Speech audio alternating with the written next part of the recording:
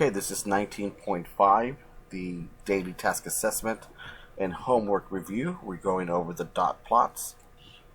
And let's go ahead and do a quick review here. Remember, we have the number line here, and then we just have to read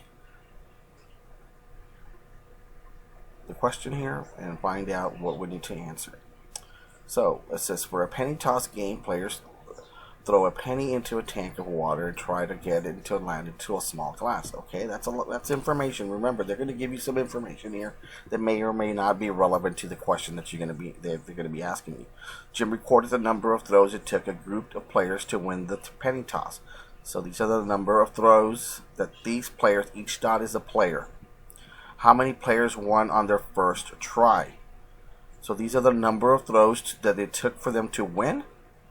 So number one would be the one when you threw it once and you won. There was only three. 1, 2, 3. The next one.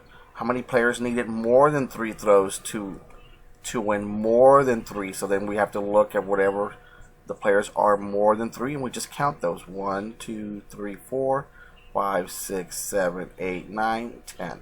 So we just count those more than 3.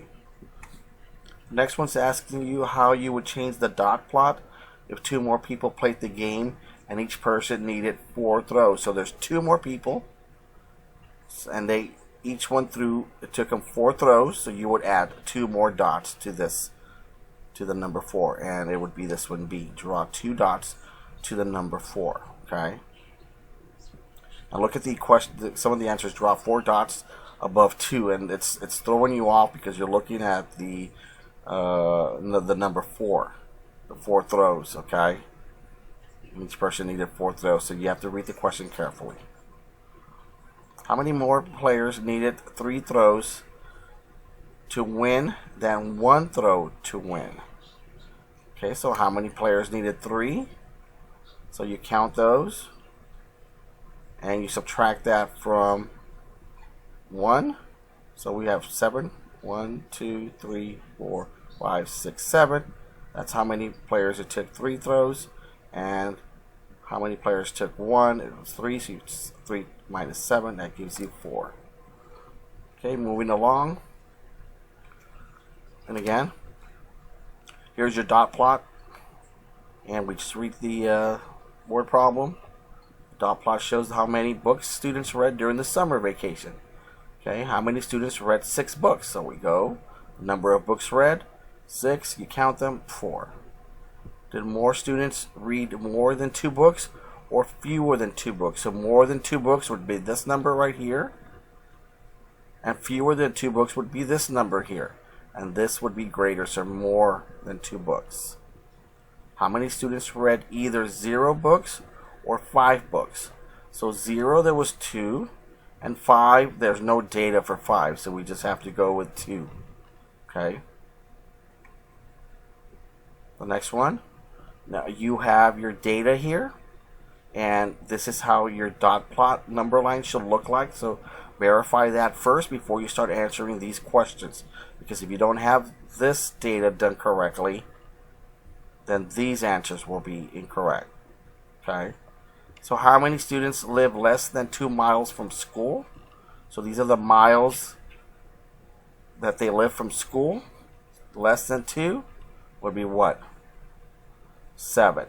7. It would be 7. And if you look at here, you can also do it from here. Less than 2 is 7. How many students live exactly 4 miles from school? 4 miles. I'll look at this one. There's 3, and I can verify by looking at this. That's 3. Okay, we have another dot plot number line here, and it shows the number of bases stolen by each player during the softball season. How many players stole a base 5 times? Stole a base 5 times, so we're looking at number of stolen bases 5 times, and that's 1. Okay, number of stolen bases 5. That was 1 person. Which number of stolen bases is found most often? Well, look, which one has the greatest number of dots, the data? That'd be 2. How many players stole bases during the entire softball season? Okay. How many players stole. So you would count. Now be very careful by counting these right here. You cannot count these 3 because these were none, 0. Nobody's. These were how many people stole 0 bases. So you add these up, and that's your total is 14. You only add. The key is you only add these, and avoiding this one because it's 0. Sometimes we get so quick that we want to add all these dots and forget that we need to look at our number line. Okay. So this dot plot here shows the number of hours students spent reading in 1 week. How many students read for more than 6 hours? So more than 6 hours would be this group right here. And if you total those, that's 3. Another one of these where you change it. How would you change the dot plot if one more student read for 6 hours? So 6 hours here, one more. You just put another dot above number 6, and that's A. How many students spent 4 or more hours reading? 4 or more hours is this group here. 4 or more reading. So we have to include 4, and if you total these up, that's 14. So again, your dot plot data, I know these are getting easier and easier as we go along. Great job working on this. Good luck on your quiz. And again, if you have any questions or concerns, please bring them up during our live sessions or send me an email. Thank you for being such great students.